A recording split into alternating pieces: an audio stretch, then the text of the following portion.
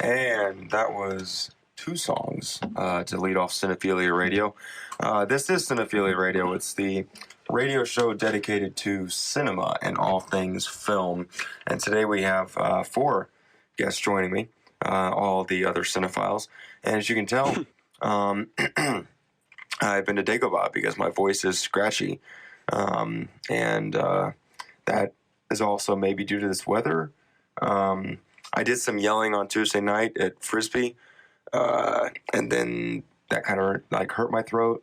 And then I kept talking because I'm really hard to shut up. And then that hurt my throat some more. And then it got really dry today. And I'm thinking that's sort of the coup de grace of this vocal cord episode. So maybe I'll speak again, maybe I won't. We'll see. This may be the last time you ever hear my voice. But on a lighter note, that was the cover of She from the Gone Girl trailer, followed by Tusk by Fleetwood Mac, featured in the movie Tusk, which will be discussed thoroughly today, as well as many other films. It's been a really good week of films, and we're happy to share them with you. But first of all, who's with us today and who will hopefully be talking more than me during this show? All right, well, this is Alex McDonald, your local screenwriting major here for the first time in a long time.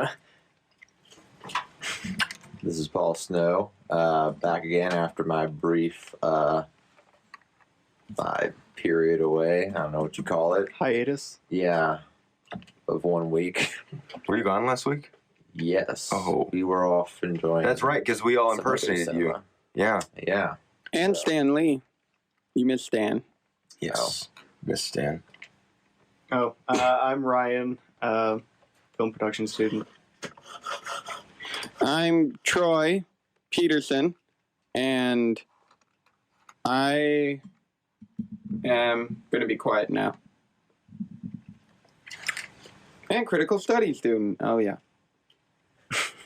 All right. Cool. Very exciting start to the show today. Yeah, boy, a lot of energy. Yeah, A lot of let's- energy. let's- Goodness. I'm in my own little corner with all my energy. With energy. Ryan has his shirt off already. Like it's getting crazy in here. It's good. I always we're letting it all hang out. Naturally green. Oh my. Ryan, put down the weights. This is not a gym. Stop Right. lifting weights. Yes. Yep. Alex is running on a hamster wheel. You know it. How he ever fit on that hamster wheel, we'll never know. So are we going to start with the films we've seen this week, or are we going to start with the news? Because both Honestly. are very important. We can do the new films. Yeah, that would be a good way to kick things off because we Alright. saw some very interesting We saw some films very good films. this past week. Let's see. Should we start with the weekend? Let's just start with Thursday. Okay. Or last time we met was Friday. You know. So did Yeah. we see anything Friday night?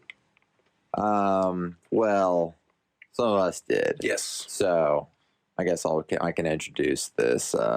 Me and Alex and Gus, who is unfortunately not with us this week, went out to LACMA to see a series that had been put on by the Academy there.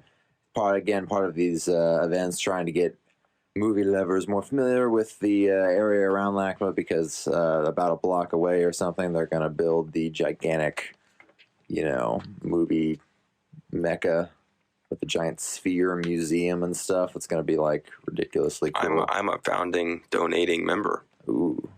I used half of a paycheck one time to send me a little cash, so I'm probably going to fund 2 to 3 LED light bulbs in that museum. Excellent. Yeah.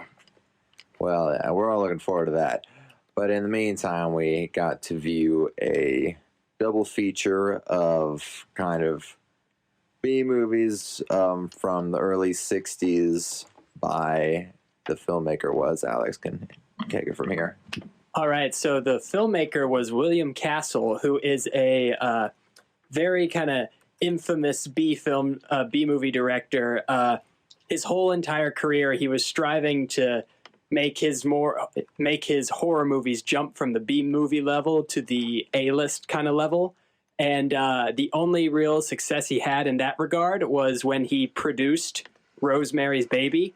He wanted to direct it, but the studio did not trust him with that, so they gave it to Roman Polanski instead. Another thing he's really known for is kind of his gimmicks to get people to see the movies. For instance, the one let's see, the two films we saw were Homicidal and Straitjacket. Straitjacket was starred Joan Crawford, which is kind of cool. But for Homicidal, when people went to the theaters back in the 60s to see the movie for the first time, he had all the movie theaters organized so that when everybody like went into the theater, they were given a ticket for the coward zone.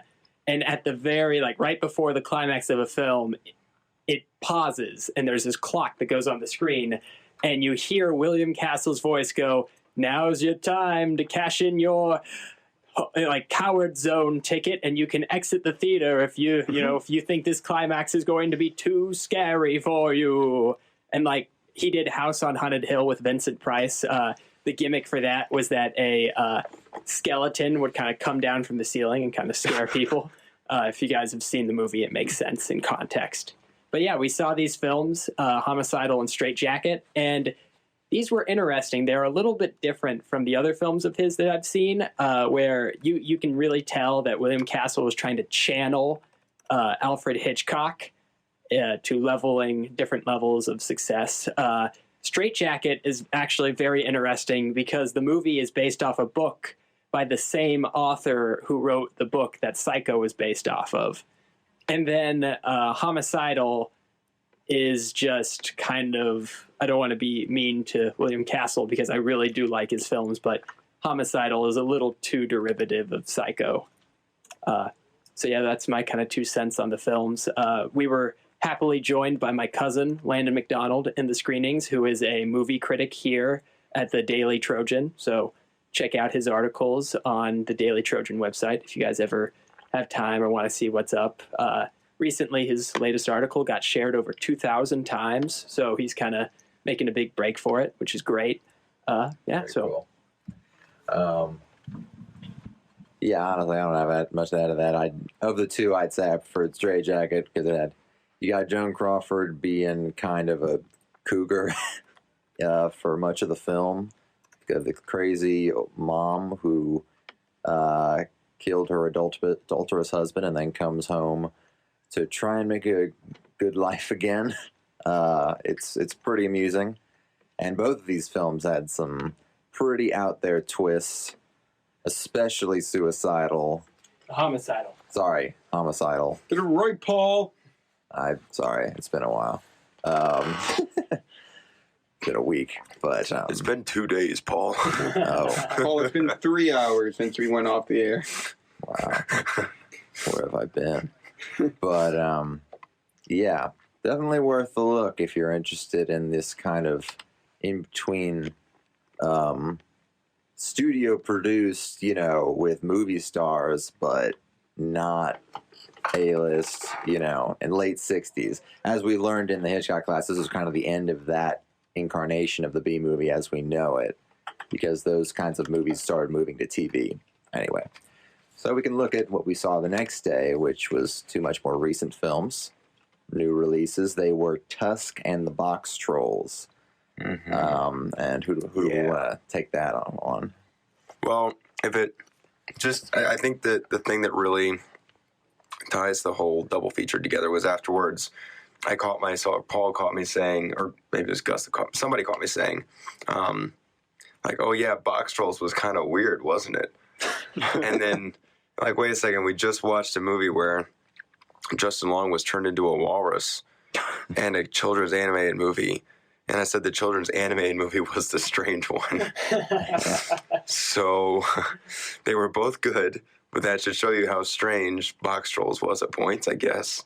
Yeah. Maybe, to me. I mean, if you've seen this is the 3rd major Leica release. Their first 2 were Coraline and Paranorman, both of which are, definitely take the lead from Nightmare Before Christmas and Corpse Bride and the Tim Burton kind of spooky, supernatural related kids movies with definitely some kind of weird, disturbing elements and some imagery in there.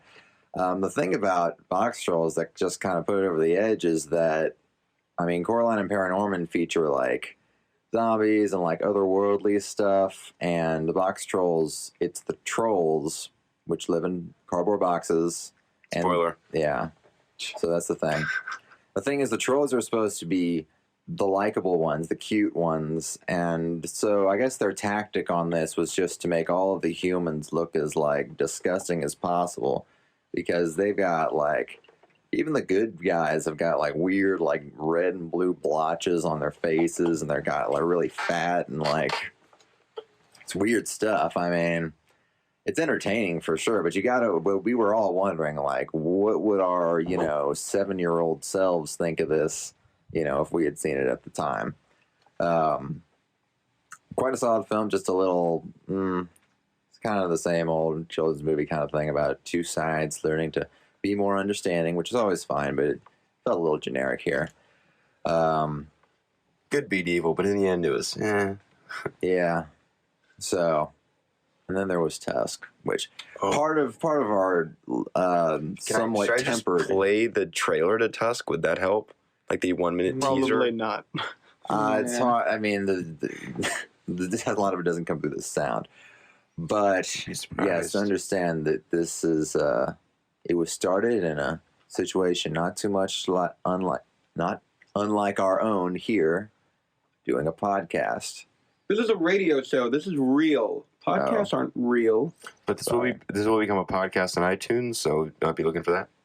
Yeah, at some point when we get ourselves organized, of course. Paul But gets yes, himself organized. no, when I get organized, that's what I meant. All right.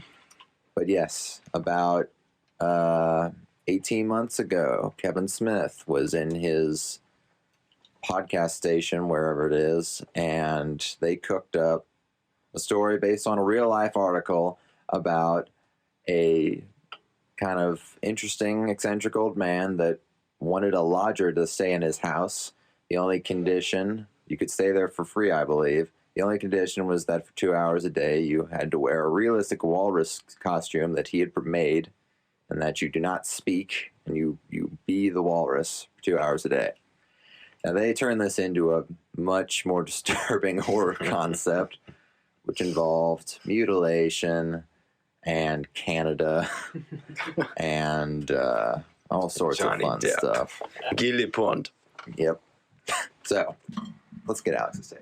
All right, so I thought Tusk was fantastic. I just want to have a shout out to Canada. The film takes place in Winnipeg, Manitoba, which my family's very familiar with. I got friends who live in Winnipeg. It was really kind of cool to see that place come alive on the screen.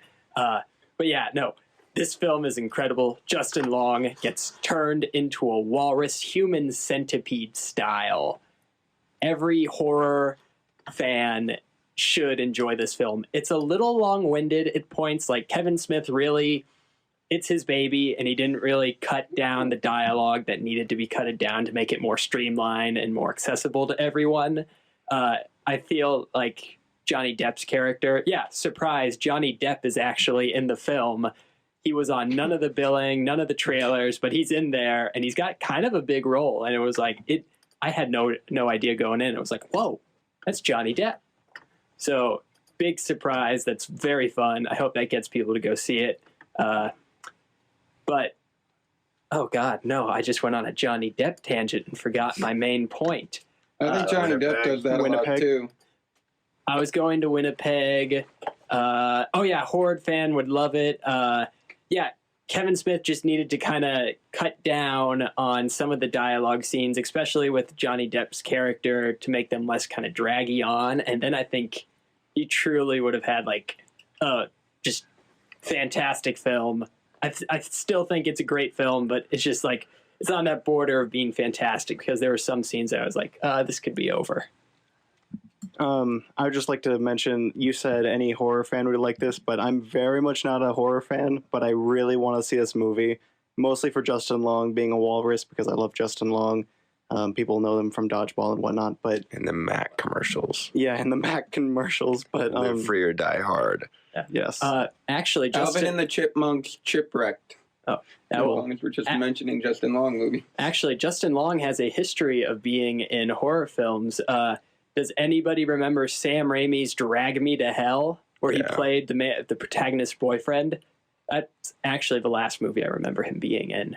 Good movie. Very good movie. On a similar note, does anyone remember Dodgeball? That movie was terrifying. All that balls flying at your face. That was a great film. Probably my favorite comedy, I think, from that like early 2000s time period. It's close with Anchorman. I'll give it that.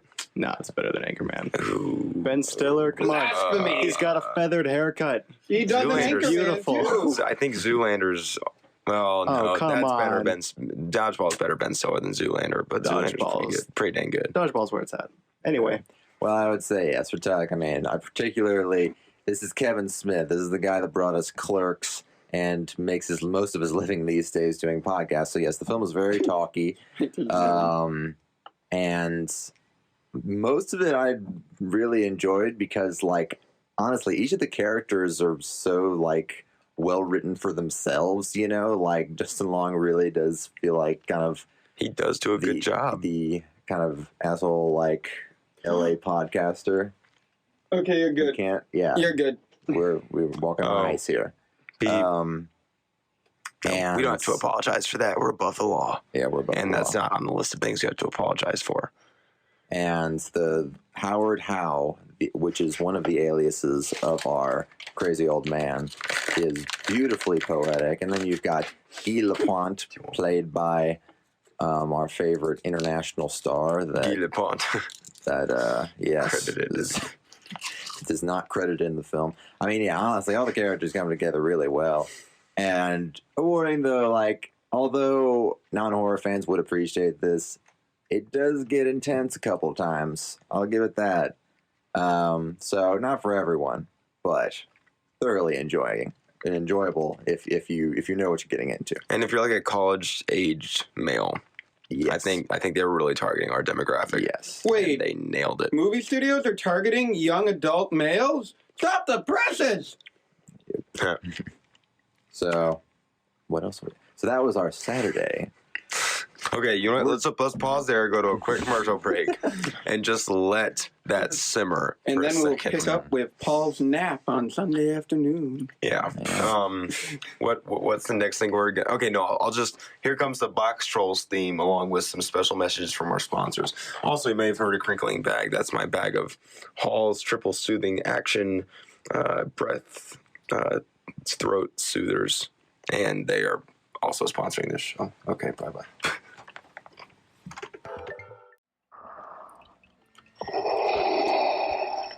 You may be wondering why we've returned from the commercial break with Darth Vader's breathing.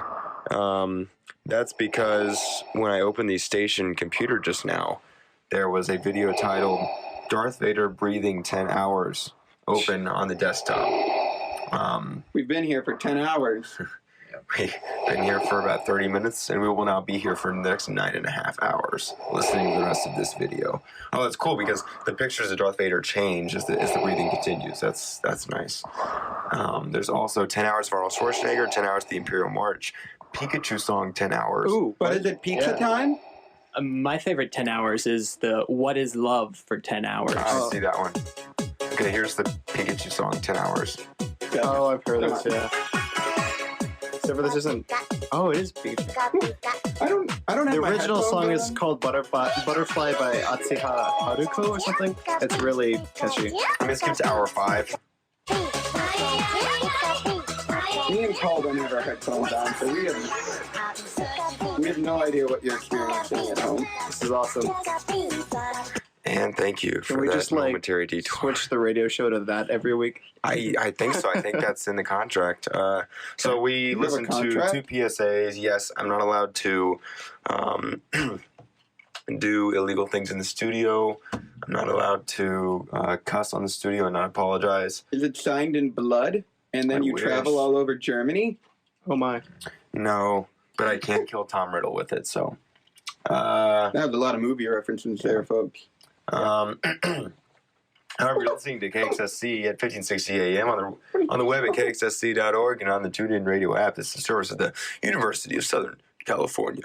There's a frog caught in my throat right now in case you joined us during the commercial break. The songs we listened to were The Rope, main title, Hitchcock's Rope, and the Box Trolls song from the box trolls. So I'm going to stop talking now, and we're going to move on to the discussion. And there goes my voice as God. All right, so this is Alex speaking, and I know we told everybody that we were going to continue with the discussion of how many movies we watched this week, but the fact is we watched way too many movies this week. We'll probably, if we have time at the end of the show, we'll return to that, but we're going to move on here in a little right now to apparently a couple weeks ago, Ryan talked about his time in the infamous USC Film School class 290, and I'm kind of here to give my 2 cents on the whole thing. Kind of for a background for everyone listening at home, 290 is a class that all school cinematic arts students have to take, and they've had to take it forever. In the class, basically what you have to do as a student is you have to make 3 films all on your own. They're like 3 to 6 minute long films. So what that means is you have to write the screenplay. You have to make a shots list. You have to film it and be the cinematographer and director all on your own. You have to get actors, and then you have to edit it all on your own, and you screen it in class. And as I said, every film school student here has to go through this process and make 3 films. And at the end of the semester, you make kind of a group film with 5 other people, so 6 people per film.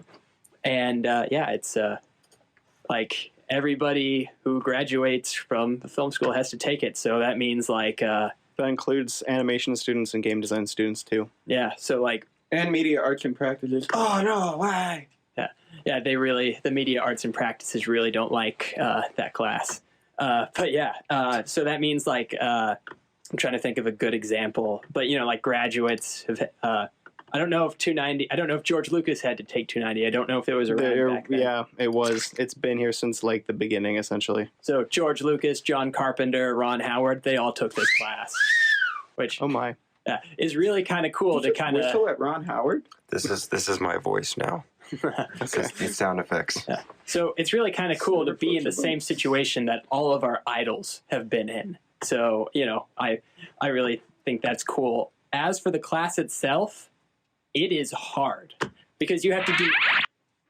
Sorry. I'm so sorry. It's all right. No, I just wasn't expecting it, so I just jumped in. I don't... Oh my, what's going on? I just jumped the gun. There, that's the correct sound effect. Continue, sorry. Yeah. So it is incredibly hard because to do well in this class, you basically have to be working on a film at every step of the way. Like there is no stop. As soon as you turn in your completed project, they hand you another, assignment.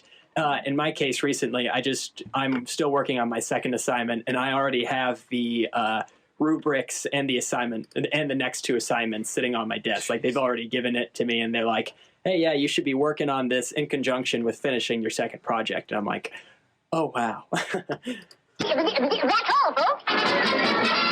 I heard that and I approve. Yeah. Except for it wasn't all, folks. It is now. only The halfway pig has through the spoken. Yeah, but so a lot of from a screenwriting standpoint, it's pretty hard because like a lot of the screenwriting students haven't shot or been a cinematographer or ever touched editing software. To be fair, most of the production students haven't either. That's kind of sad. That makes me feel better. I'm sorry I couldn't afford a $6,000 camera. What? Hey, you made 40-minute feature films. You've edited in high school. But that's not like working with this level of stuff. Like Avid is insanely difficult compared to the other stuff. Yeah, I am pretty proficient in editing software when it comes to Adobe Premiere, but they have us working on the industry standard software, which is Avid, and it is so different and it's so confusing. Apparently it's programmed to kind of look and work like you're actually kind of Moviola. Yeah, like the traditional film cutting machine that people used to work with. Yeah. So and I'm starting to get used to it. I don't know about you, but I kind of like it a little bit now that we're getting into it more. Yeah. I'm still piecing it together, to be honest. Well, to be fair, I've edited. Sorry. Hi, Rob. Sorry, I'm sorry. Oh my gosh. Thanks. So to be fair, I've edited 2 projects at this point, and you haven't shot your second one yet, so I have had more experience with it. But I think you'll get the hang of it too, because it's not that terrible. Yeah, and another thing is just having all the right kind of like stuff, all the right headphones and external hard drives that the teachers want you to use that are like able that basically are that you can use in the SCA editing labs. That's kind of a hassle, but yeah, it overall it's fun. How's been working with the cameras, because USC, they give us school the school owns a lot of equipment, and they rent it lend it out to the students, so we have access to cameras and for the final 2 projects, lights and sound equipment. So it's all like legit. It's super cool. Yeah. Or how has your experience been on the camera? That's yeah. Well, I mean, the first project was pretty straightforward, and it's just like basic setting up your shot and recording it, and then that's it. But for the second project, I messed around with like frame rates and shutter speeds and exposure a little bit more. So getting to those more like quote unquote high level tool sets, I guess, is a little bit more challenging, but it's pretty interesting. I think I like it a lot. Yeah. One thing that's some people have complained about this, and some other people think it's kind of cool, is that the teachers don't really give you a lot of instruction, or at least in my case. Yeah, they don't. They kind of just like leave you to discover it on your own, which is... I mean, a base level coverage of what's going on, they do. Obviously. They give you what you need in order to do it, but if you,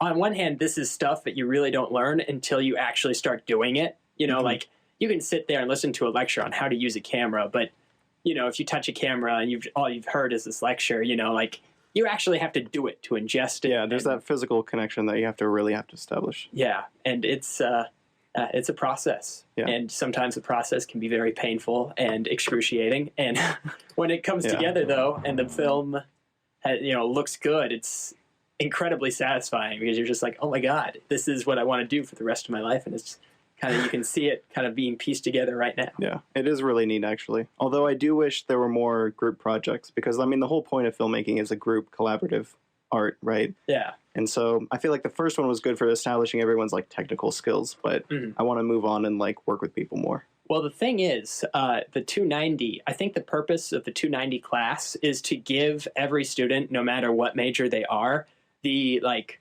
experience of doing every step of the process multiple times, so they can better understand it. Because once you understand like every bit of the process, editing, shooting, writing, you can just do your specific job so much better, because you know what everybody else is going for, and you can be accommodating. For you production students, like when you guys get to 310 and 480, that's when I feel like you'll be in more group and focused on what you guys are specifically wanting to do. That's true. Yeah.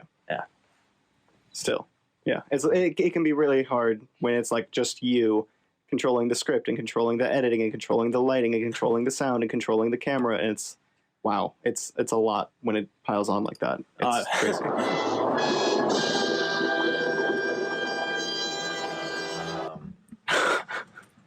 I think we've got enough time that we could take a brief look at some of the other films that we enjoyed this past week in our classes, at least. Can we talk about last night? Because I'll be gone in 5 minutes. Sure. Cool. So we've had our in our personal group, we set ourselves a little schedule throughout the month of October to enjoy a double feature of something at least that resembles a horror movie. I mean, we kind of stretch the definition in some places, but just 2, Halloween kind of related movies every week. And so because Alex is so busy with his filmmaking today, actually, it's been a busy day for him, I'm sure.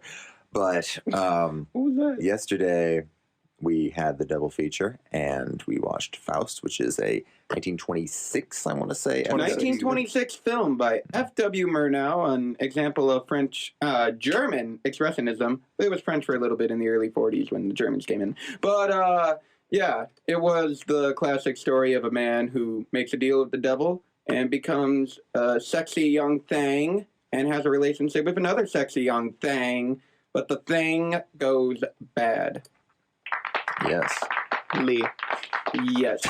For everyone involved except... No, it goes bad for the devil, too. Yeah. It does, in the end. I don't know what I got from that movie. Like, it was good. Love. I thought it was really impressive. Lieb. Love. Liebe? Lieb. Yeah, it was Lieb. really funny at the end. This is what we're talking about. There's like the power of love is like the main theme that like connects everything in the end. But it's a German film, and so this giant superimposed word Lieb is just on the screen over and over, and it's fantastic. And the interesting thing that I found out after the fact was, due to them playing it right before me and Rob's Leonard Maltin class, I didn't get to see the ending. And I heard them talk about the ending, and I went on YouTube to finish watching it, a version that I noticed was 10 minutes longer, and it had a different ending. And I was like, what? This isn't what they were talking about. So I went and looked again at another cut on YouTube that was the runtime of the film we had watched. And yeah, it's pretty similar endings, but apparently there's like 5 different cuts where they're all a little bit different. Like in one ending, the main characters get saved, but in another ending, it's slightly darker. It's still basically the same movie, but there's like different speeds. Like in one cut, there's a scene with a bear where the bear beats up the person, like a person gets attacked by the bear. But then there's another cut where it's a guy in a bear costume, and there's like all these different versions floating around. Interesting. Yeah, I thought the visuals were amazing.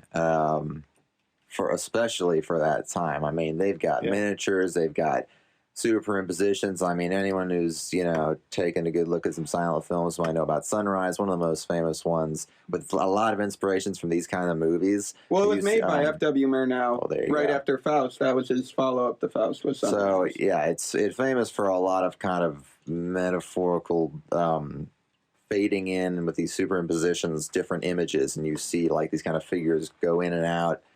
And it's very effective. I mean, Faust has that in spades, and it's very, very cool.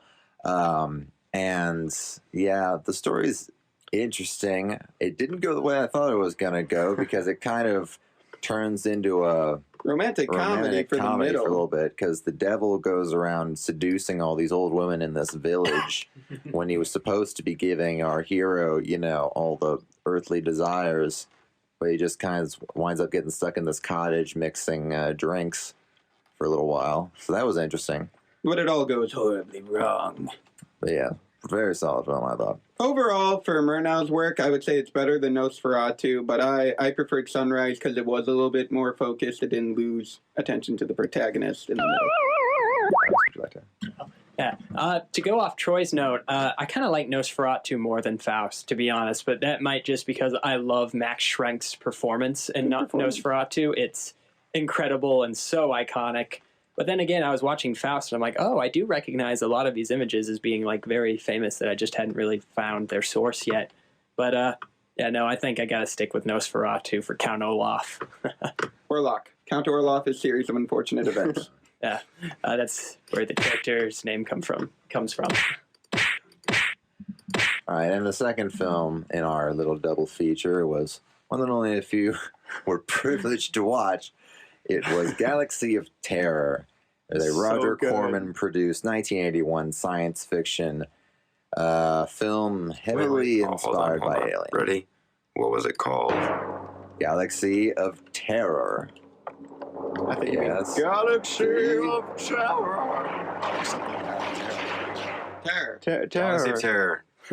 Yeah. Star Wars. Oops. Islamic State. What? Dead Space? Anyway, so yeah, I had no clue what was happening for most of the film. Yeah. But I mean, it seems like you guys agree with us that the strength of Roger Corman's films are the production design and basically nothing else. But that's just fine in terms of home video viewing experience, because there are some. One of our favorite lines featured one character asking another, "Are you afraid?" And the other character replies, "I'm too scared to be." This is the kind of script we're talking about here. Yeah, it was fantastic. It was pretty solid. The team of astronauts or whatever go into a pyramid thing, and again, the other nice thing about it that also Compliment Gus had to say is it's not the same death. I mean, the one big difference from Alien and all that kind of thing is there's a whole assortment of monsters. None of them are really explained except for this one thing at the end. But you do get your creative death scenes that involve body parts coming off, rape, bugs, knives, tentacles, Boomerangs, for whatever reason. And yeah, I mean, it's all in there. It was a very strange movie. It was Very poorly written. Yeah. And then in the end, it got really like philosophical. I don't know why. Yeah. I just want to highlight that James Cameron was one of the production designers on Galaxy of Terror, which I don't think we've mentioned yet.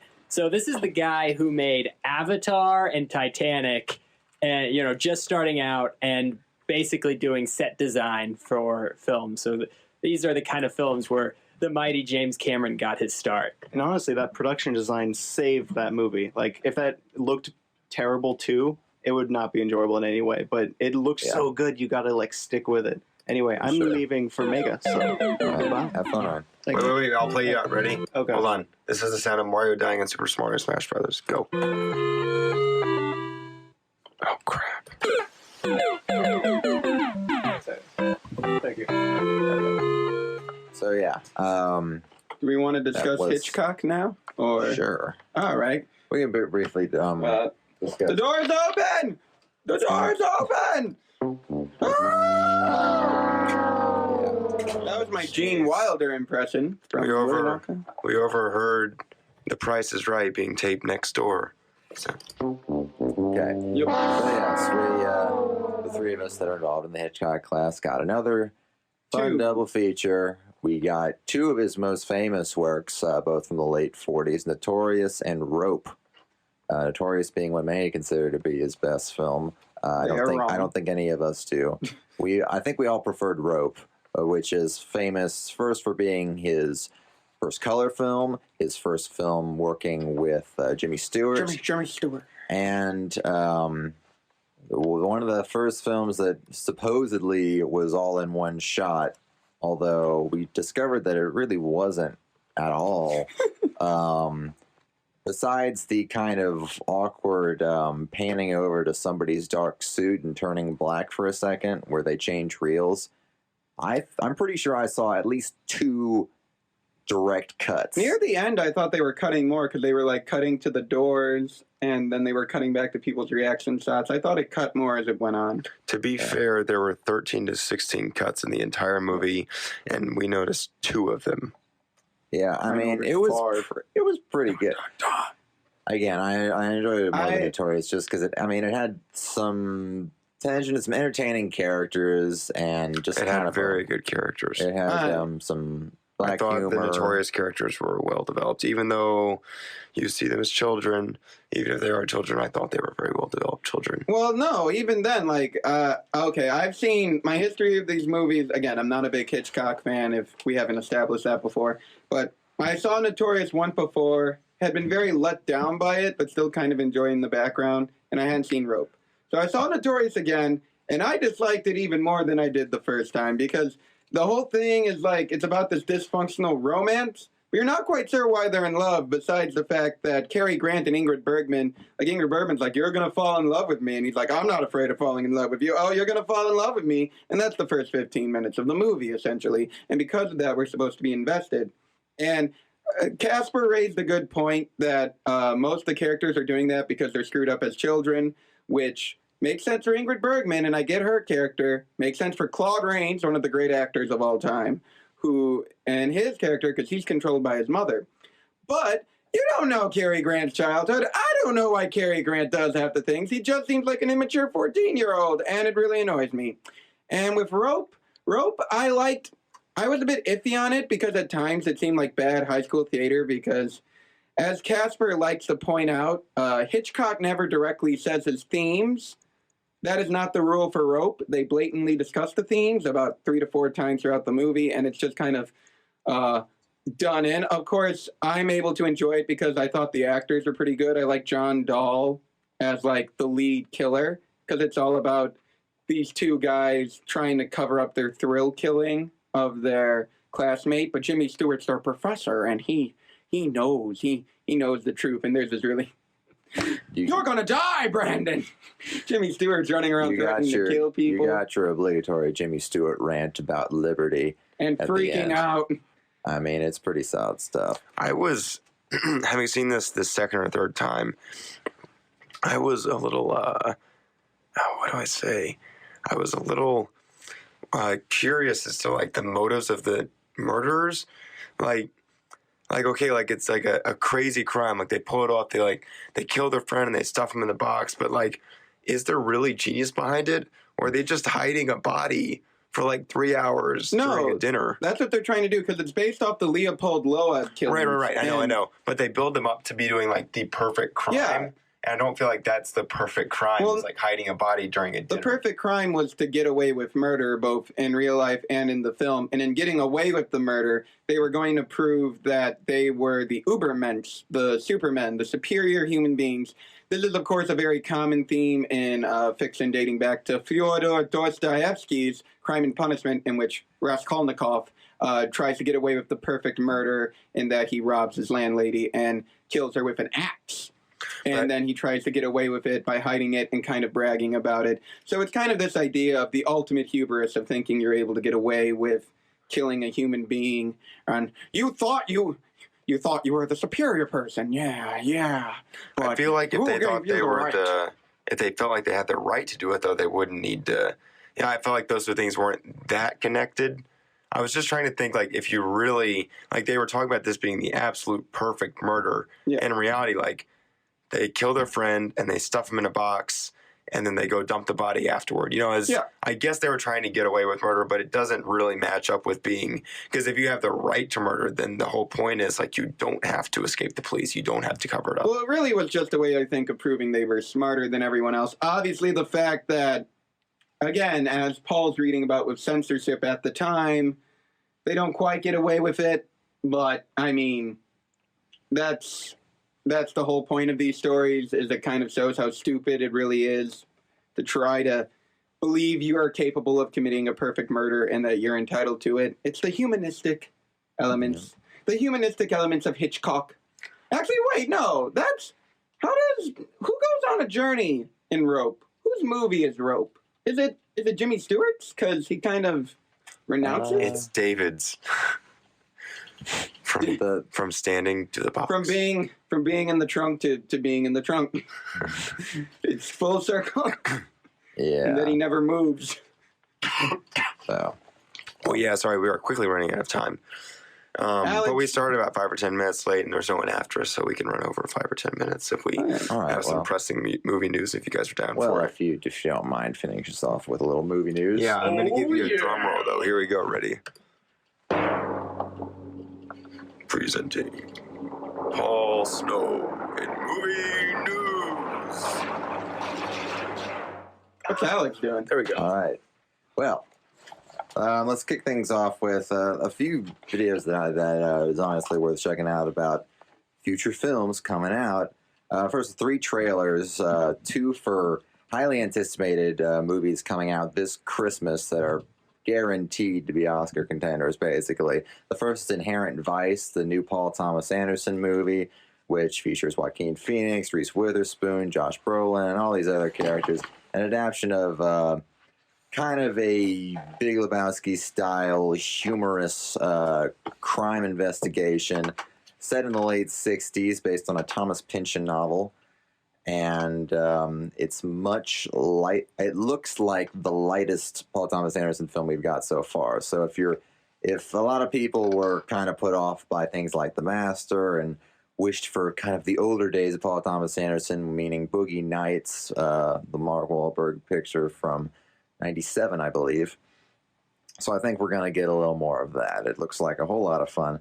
The other Christmas film, which I've seen almost nothing about until now, I actually just saw the trailer this afternoon, was American Sniper, which is the second movie this year from Clint Eastwood. Features Bradley Cooper as a sniper in Iraq, Navy SEAL based on a real life story. Apparently, he's this Navy SEAL was the sniper that had killed the most people ever in the U.S. military. And then is this the guy that, ironically...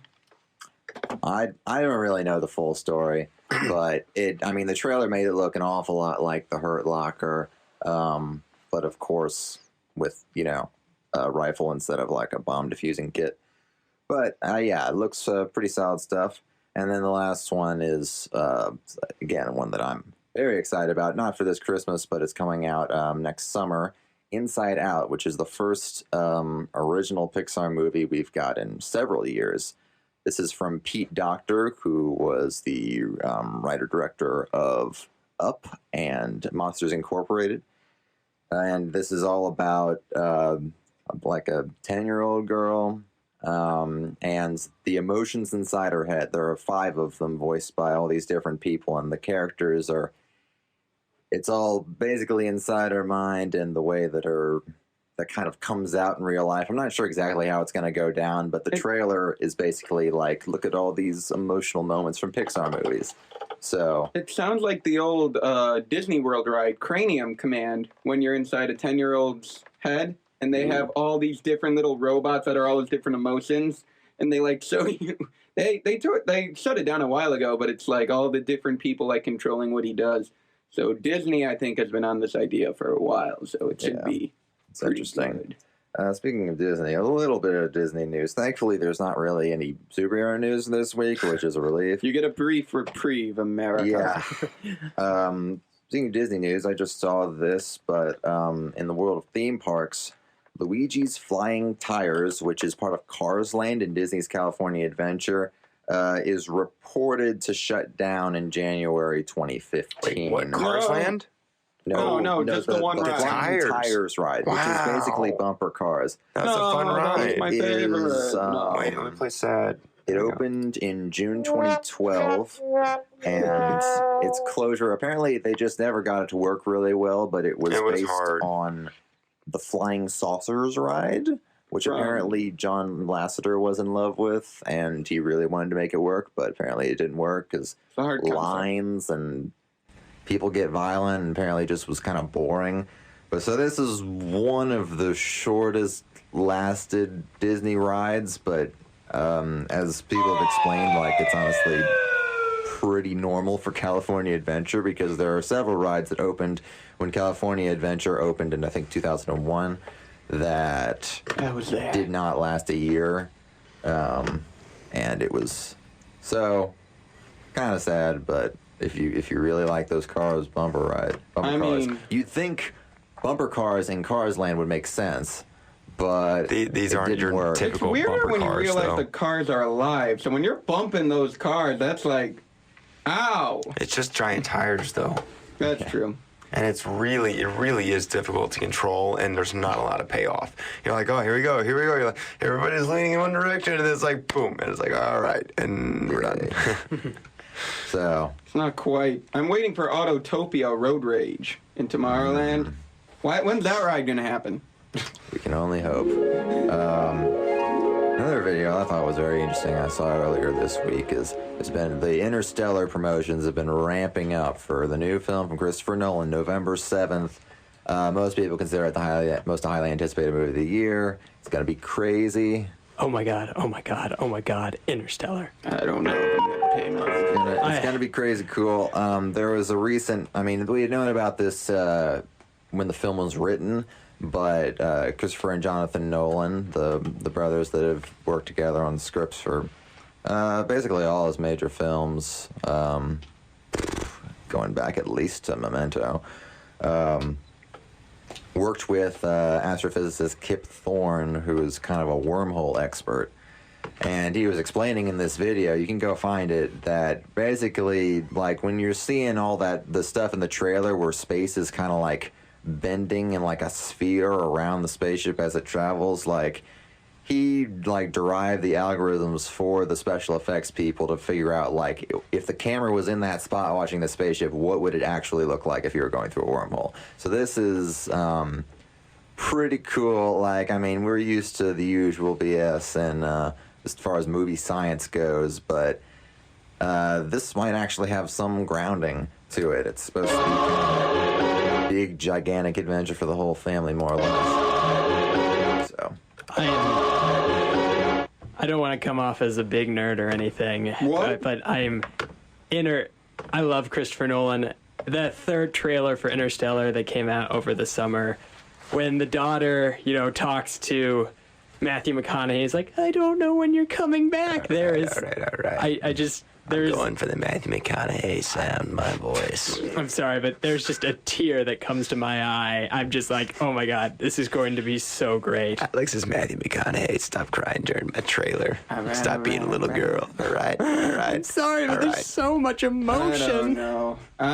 I've seen Inception, I've seen Dark Knight Rises, and I've seen Gravity, and this just seems to be a combination of all three.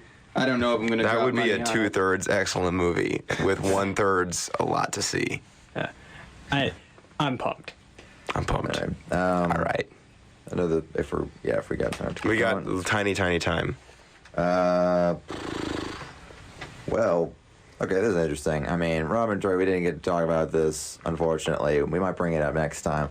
But the film Whiplash, you two were both lucky enough to see. Pretty good. See it, though, the ending, its implications. What did he tell you about the ending?